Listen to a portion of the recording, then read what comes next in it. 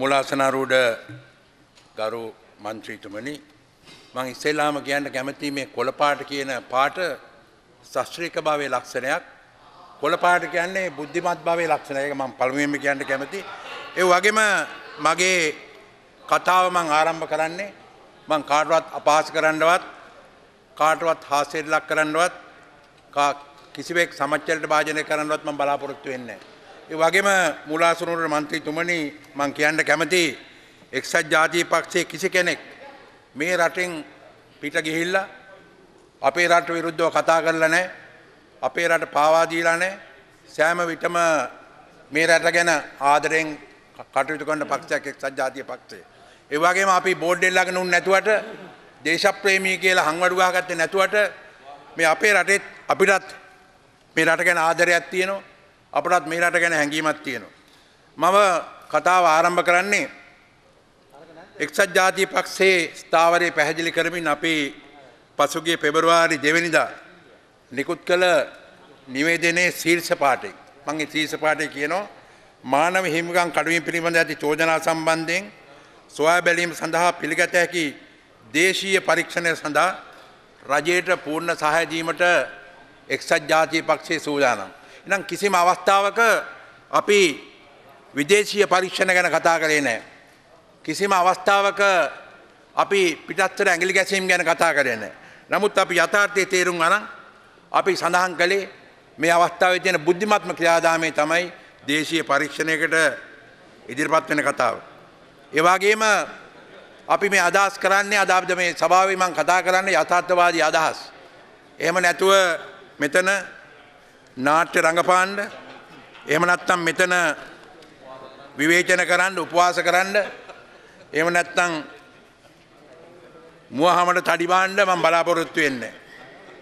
මම පළමුවෙන්ම දැනගන්න කැමති මුලාසනාරූඪ මන්ත්‍රීතුමනි රජයෙන් මේ යෝජනාව ගෙනීමෙන් බලාපොරොත්තු වෙන්නේ මොකක්ද කියලා. මේ පාර්ලිමේන්තුව හරහා මේ යෝජනාව ගෙනල්ලා එක්සත් ජාතීන්ගේ මානව හිමිකම් කවුන්සිලයට බලපෑම් කරන්න බලාපොරොත්තු වෙනවද? එහෙම නැත්නම් ආණ්ඩුවේ මතයේ ඉන්න අය හැර අනික් මත දරන අයට ආණ්ඩුවේ මතයේ ඉන්න අය දේශප්‍රේමී කරලා ඒ මතේ නොඉන්න අයට දේශද්‍රෝහී ලේබලය අලවන්න බලාපොරොත්තු වෙන දේ තමයි මං පළමුවෙන්ම අහන්න බලාපොරොත්තු වෙන්නේ. ඒ වගේම අපිට තේරුම් ගන්න බැරි දෙයක් තියෙනවා මුලාසනාරූඪ මන්ත්‍රීතුමනි. මේ පාර්ලිමේන්තුවට මේ යෝජනාව ගේන්න ඉස්සර අපි දුටු අපේ නිත්‍ය නෝයිතවරයා දැන්ටම ප්‍රකාශයක් කරලා තියෙනවා මේ යෝජනාව පිළිගන්නේ නැහැ කියලා. ඒ වගේම අපි දුටුවා විදේශ අමාත්‍යාංශයේ මගින් පුවත්පත් ප්‍රකාශයක් කරලා තිබුණා ඒ විදේශීය නියෝජනට මෙහාට එන්න දෙන්නේ නැහැ කියලා. ඉතින් එහෙම තීරණයක් ගත්තා නම් ආපහු පාර්ලිමේන්තුවට මේ යෝජනාව ගෙනීමෙන් මම විශ්වාස කරන්නේ ඵලදායී වෙයි කියලා. ඒ දකින්න විදිහට අපි දකින්නේ මෙතන මේක දේශපාලන වාසි ලබා ගන්න. එහෙම නැත්නම් වෙනත් විදිහට මම කලින් කිව්ව පරිදි දේශද්‍රෝහී ලේබල් යාලවලා දේශප්‍රේමී වශයෙන් හඳුනා ගන්න දන්න උත්සාහයක් වශයෙන් අපි දකිනවා. ඒ වගේම අපි අමතක කරන්න හොඳ නැහැ යථාර්ථය. අපි ලෝක ප්‍රජාවට මේ රජයේ විසින් පොරොන්දු දුන්නා. ඒ වගේ නියමිත කාල සීමාව තුළ ඉෂ්ට නොවන විට අපි ලෝකයා හමුවේ අපි බොරුකාරයන් වෙනවා. අද ඇති වෙ තිබෙන්නේ මෙන්න මෙවැනි තත්ත්වයක් මුලාසනාරූඪ මන්ත්‍රීතුමනි. 2009 මැයි 23 වෙනි දින යුද්ධයේ අවසාන භාගයේ සිදුවයි කියන චෝදනා එල්වන මානව හිමිකම් උල්ලංඝනයන් සොයා බැලීමට තමන් අභ්‍යන්තර පරීක්ෂණයට කැමැති බව එදා මහලේකම් බැංකි මූන්ට මේ රජය ලිඛිත පොරොන්දුවක් දුන්න බව අමතක වෙලාද කියලා මම අහනවා. මේ විවේචන අපිට එල්ල කරනකොට රජයේ විසින්ම මේ පොරොන්දුව දුන්න බව අද අමතක වෙලාද? ඒ වගේම විවිධ අවස්ථාවල 13 වෙනි සංශෝධනයේ ක්‍රියාත්මක කරනවා කියලා දීපු පොරොන්දු අමතක වෙලාද කියලා මම අහනවා. එතනින් එහාට ගිහිල්ලා 13+ ගැන දීපු පොරොන්දු අමතක වෙලාද කියලා මම මේ අවස්ථාවේ අහනවා. ඒ වගේම 2013 මැයි මාසේ නවනීතම් පිල්ලේ කොමසාරිස්වරයා වෙත දුන්න පොරොන්දු අමතක වෙලාද කියලා මම මේ අවස්ථාවේ අහනවා. ඒ නිසා අපිට චෝදනා ඉල්ල කරන්න ඉස්සර අපිට ඇඟිල්ල දික් කරන්න ඉස්සර කරුණා කරලා ඇඟිල්ල තමන් වෙත දිහා හරවලා බලන්න මේවට කවුද වා කියන්න ඕන කියලා. ඒ වගේම කිසිම අවස්ථාවක විපක්ෂයේ අදහස් නොවිසපු රජය ඇයි එකපාරටම මේ ප්‍රශ්නේදී විපක්ෂයේ මුළු පාර්ලිමේන්තුව අදහස් විමසන්නේ? අද එහෙම් පිටින්ම මේ ප්‍රශ්නේ උග්‍ර වෙලා තියෙනවා. ඒ වගේම ලෝක ප්‍රජාවගේ විවේචනට මේ රට බාධා වෙනවා තියෙනවා. එහෙමනි අවස්ථාවක අද විපක්ෂයත් හවුල් කරගෙන අද මං හිතන්නේ මට දකින්න විදියට නම් මේක මේ ප්‍රශ්නේ බේරෙන්න දන්න උත්සාහයක් වශයෙන් තමයි මම දකින්නේ. ඒ වගේම මුලාසන රූඩගරු මන්ත්‍රීතුමනි අපේ මව්බිමට හානියක් වෙනවට අපටත් වේදනාවක් දැනෙනවා. මම ආරම්භ කළෙත් එහෙම කියලා අපි මේ රට ආදරය කරනවා. ඒ නිසා එක්සත් ජාතික පක්ෂයේ අපි කිසි කෙනෙක් ලෝක ප්‍රජාවට ගිහිල්ලා අපේ රට විරුද්ධව සම්බාධක පනවන්න කියලා කතා කළේ නැහැ. අපේ කිසිම නායකයෙක් පිටරට ගිහිල්ලා මේ රට හානි කරන්න කියලා චෝදනා කළේ නැහැ. ඒ ගැන අපි එක්සත් ජාතික පක්ෂ අපි ආඩම්බර වෙනවා. අපිට මොන විදිය අපහාස කළත් මොන විදිය අවලාද අපිට නැගුවත් එක්සත් ජාතික පක්ෂයේ ගරුත්වය ඒ වැදගත් බව අපි ආරක්ෂා කළා.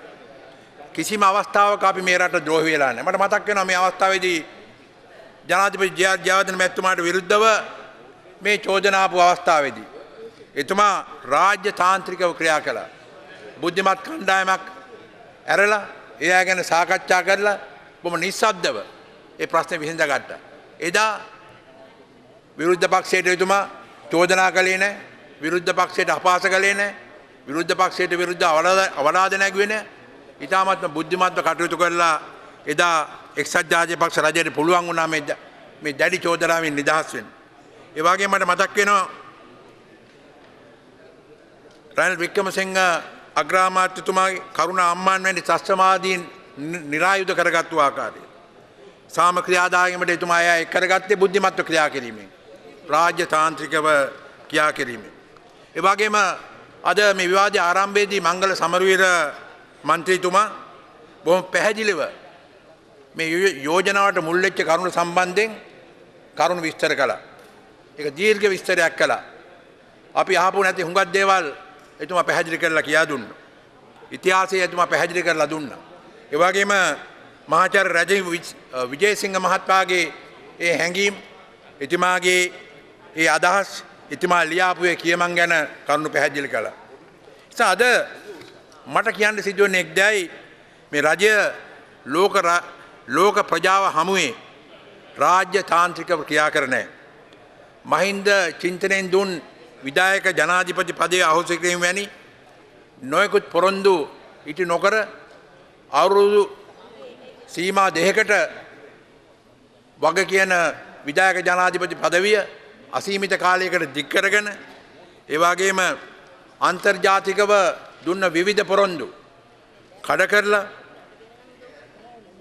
මේ ගැන විරෝධය එනකොට මේ ගැන අන්තර්ජාතික ප්‍රජාවෙන් විවේචන එනකොට පඹයන් පුච්චලා එහෙම නැත්නම් සෙනගෙනත් පෙළපාලි ගිහිල්ලා එහෙම නැත්නම් නාට්‍ය රංගපාවට එහෙම නැත්නම් ලෝක ප්‍රජාව හමුවේ චණ්ඩිපාට දැම්මට එහෙම නැත්නම් යුරෝපයේ ඉන්න ජනතාව බස් වලින් ජිනීවා වලට අරන් ගිහිල්ලා පෙළපාලි දැන්නුවට පෙළපාලි පැවැත්වුවට මේ තීන්දුව වෙනස් කරන්න බෑ. මේකයි යථාර්ථය.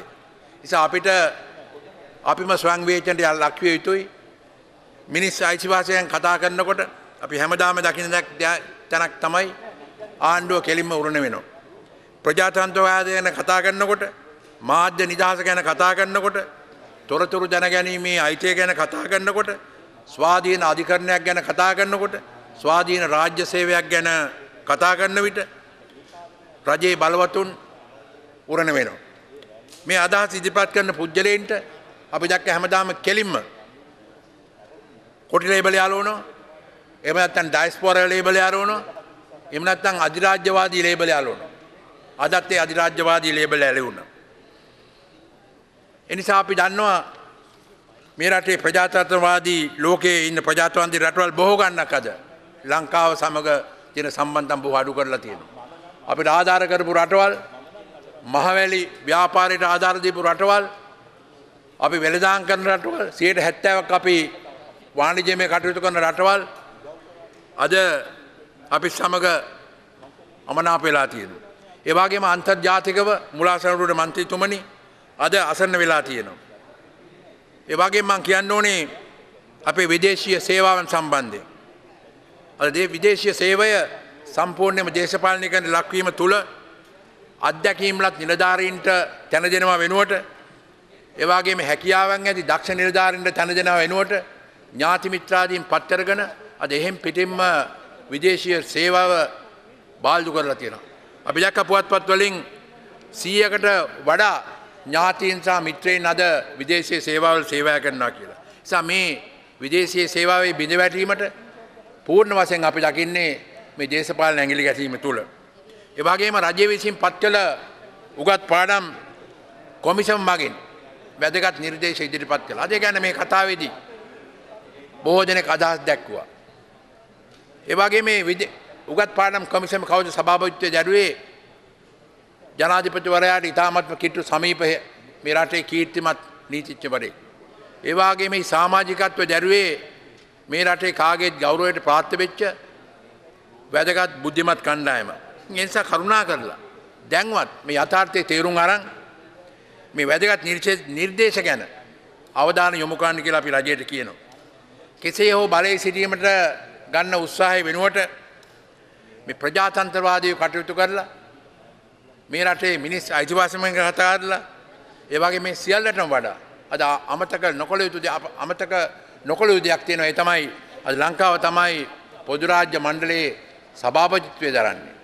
පොදු රාජ්‍ය මණ්ඩලයේ සභාපතිත්වය දෙන රටක් ලෝකයට ආදර්ශමත් විය යුතුයි.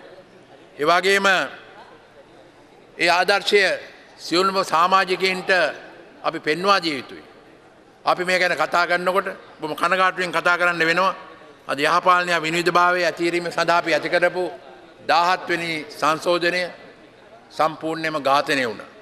ඒ 17 වෙනි සංශෝධනය අපි ගෙනාවේ 1998 තිබිච්ච වයඹ මැතිවරණයෙන් එදා අපි දුටුවා මේ රටේ දේශපාලනීකරණ වූ රාජ්‍ය සේවය පොලිසිය අධිකරණය වගේ දේවල් නිර්දේශපාලනී කරන්න 2001 දී අපිට පාර්ලිමේන්තුවේ තුල අපිට මේ ඉස්තිර කරගන්න පුළුවන් වුණා. ඒ වගේම මේ රටේ ඝාතනය වෙච්ච මාධ්‍යවේදීන් 20ක් පමණ වගකිව පුද්ගලයන් තාමත් අධිකරණයට ගෙනල්ලා නැහැ. අත්සාධක අරමුදල ගැන කතා කරපු රොෂාන්න මරපු ආකාරය, ඩීසල් සහදාන ඉල්ලු ඇන්තනි මරපු ආකාරය, ඒ වගේම රතුපස්වල පිරිසිදු වතුර ඉල්ලපු තරුණයන් මරපු ආකාරය අපිට මේ අවස්ථාවේදී මතක් වෙනවා. මෙයාට දුන්නේ මොකද්ද? පණිවිඩ රජය දුන්නේ ආණ්ඩුවේ මතයට විරුද්ධ නම් වෙරි උණ්ඩේ කියලා. නිසා අවසාන වශයෙන් මම ඉද්දයක් කියන්න කැමතියි. 1 minute.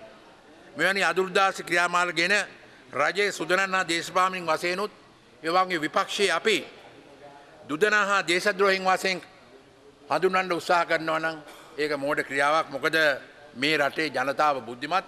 ඒ වගේම මම කියනවා හැමදාම ජනතාව රවට්ටන්න බෑ. බොරුවට ආයුෂ නැහැ. නිසා දැන්වත් යථාර්ථයේ තේරුම් අරන් විපක්ෂයේ අදහස් අරන් ප්‍රජාතන්ත්‍රවාදී කටයුතු කරලා මේ රටේ යහපාලනයක් ඇති කරන්න පියවර ගන්නා ලෙස රජයේ ඉල්ලා සිටමින් මගේ වචන සල්ප අවසන් කරනවා. Bismillah ar-Rahman ar-Rahim. Honorable Deputy Chairman of Committees, today this particular motion proposed by Honorable Janaka Bandara and a few other members of Parliament is alluding to the so-called international inquiry as being harmful for reconciliation, and that it also goes on to violate our sovereignty, and therefore that we must collectively as a house vote for this motion. But today, as the leader of the Sri Lanka Muslim Congress, I rise to speak at a time when the entire community is disillusioned and is in despair. The sense of outrage, disgust, and helplessness that has pervaded the Muslim community today is something that cannot be absent from my emotions when I speak in this debate today. Now, it is of course an issue for all of us. When the Honorable Vimal Veeravansa countered the leader of the JVP, Anurakumara Dissanayake, on the question of him proposing an amendment to this motion, he was challenging him and asking him whether the incidents of human rights violations and the humanitarian law violations during the final phase of the war, going by the polarization in the opinion between those on both sides of the divide, whether you could separate it from the rest of the issues that he is raising. There is certainly an issue whether you could bifurcate the mandate of the United Nations High Commissioner for Human Rights.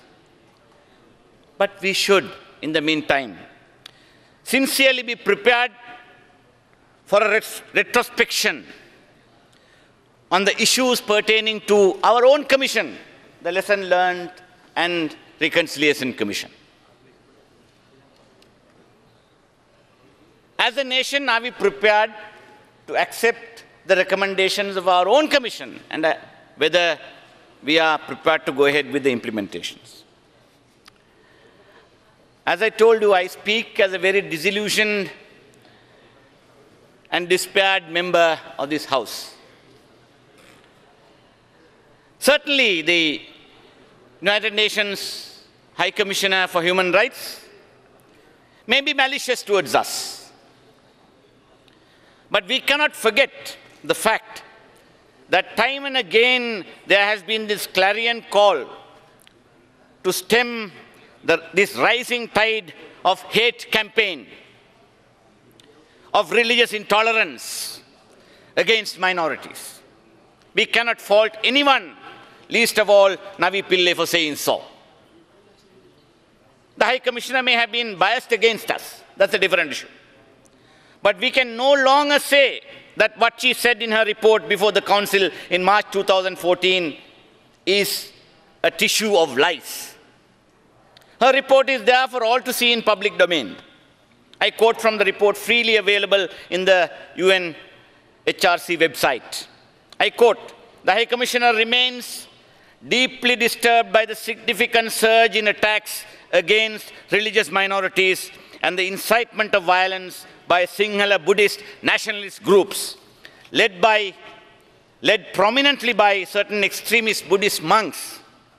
The High Commissioner has received reports of incidents of threats and violence against Muslims in 2013, as well as attacks on mosques and places of business.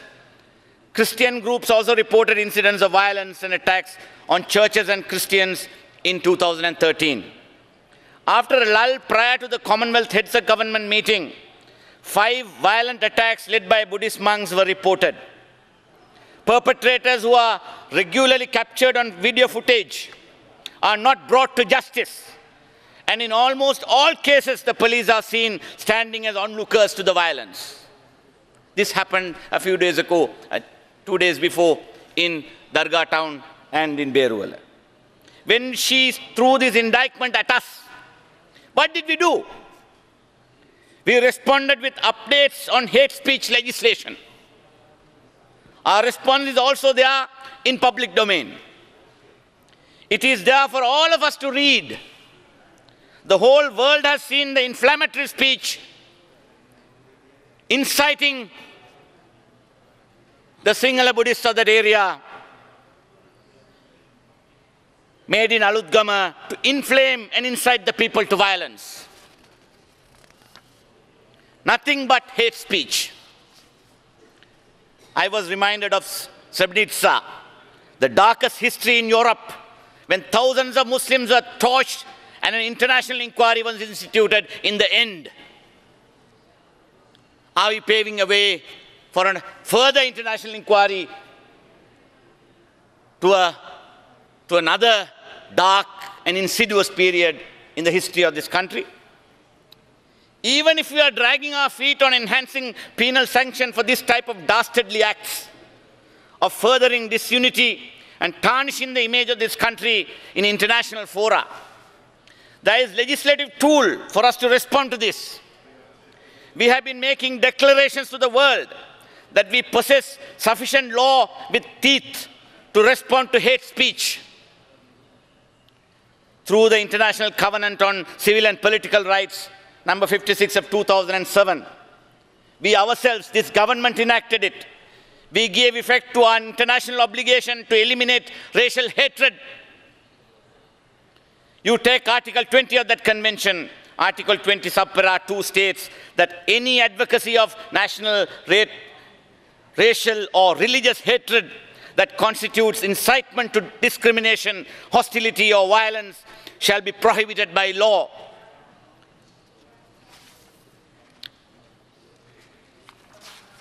We enacted these international obligations into domestic duty to prosecute such conduct in Section 3 of our ICCPR Act. What happened in Alutgama is an example of cognizable offence under our own Act. Why are we not taking into custody that very person who is spreading this hatred and inciting people to violence? It is a bounden duty of this government to do so. What happened in Alutgama is an example.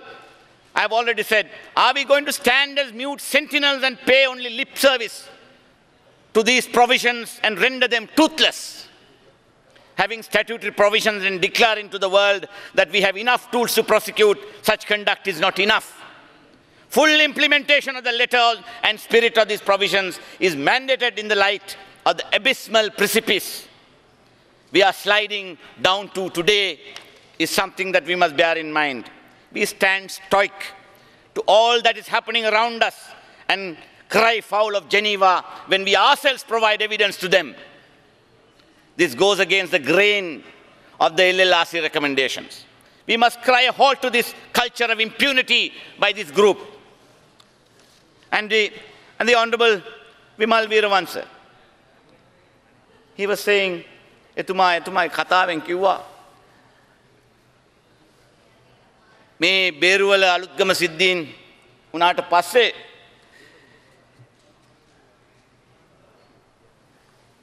රජයේ විරුද්ධවාදීන්ට ශ්‍රී ලංකා මුස්ලිම් කොංග්‍රසයේ බිලිබා ගන්න අවස්ථාවක් ඇවිල්ලා තියෙනවා කියලා.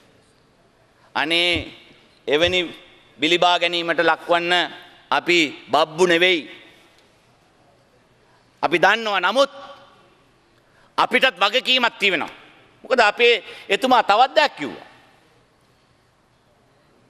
මේක ආයෝජනයක් හැටියට අරගෙන ඒකෙන් අපි දේශපාලන වාසිය ගන්න අවස්ථාවක් ඇවිල්ලා තියෙනවා. ඒක හොඳටම නෙලාගනී කියලා කිව්වා.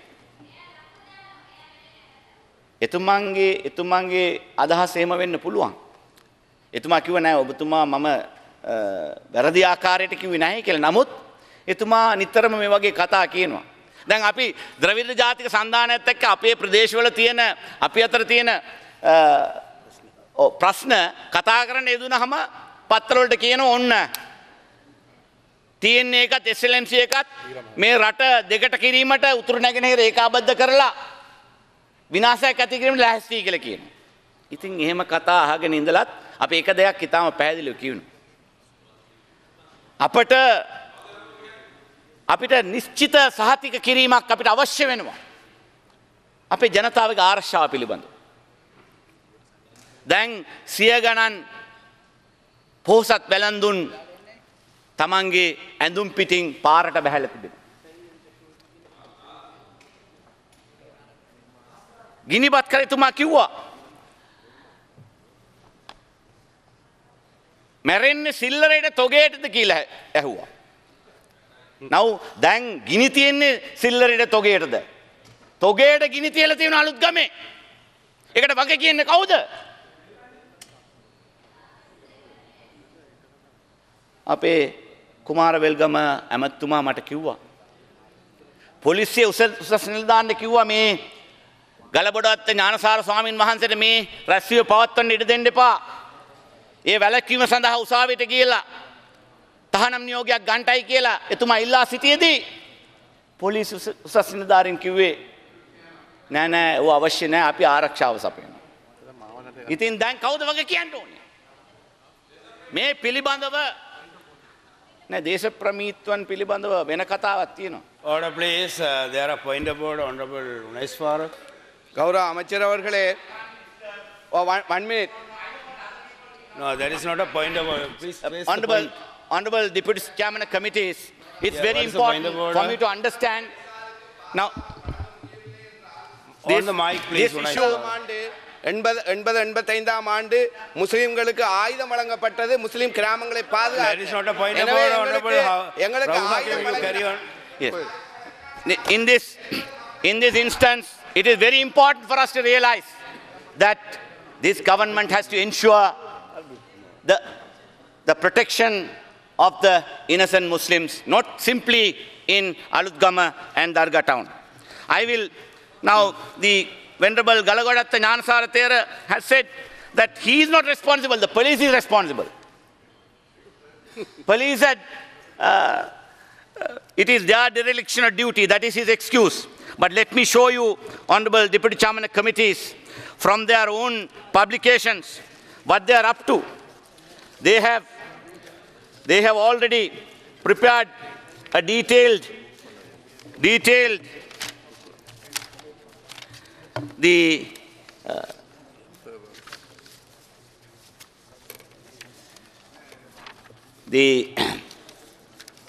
yes. Now, this is the publication, Vangsheta Vinashya Abhimuva.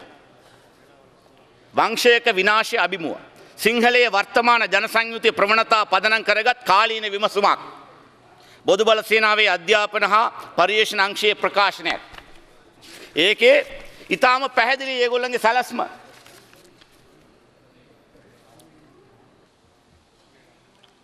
හැඳින්වීම පිළිබඳව කියනවා. Order please. මත්තුගම One more Welipenna minute, Aluthgama Honorable Dharga Minister. නගරය.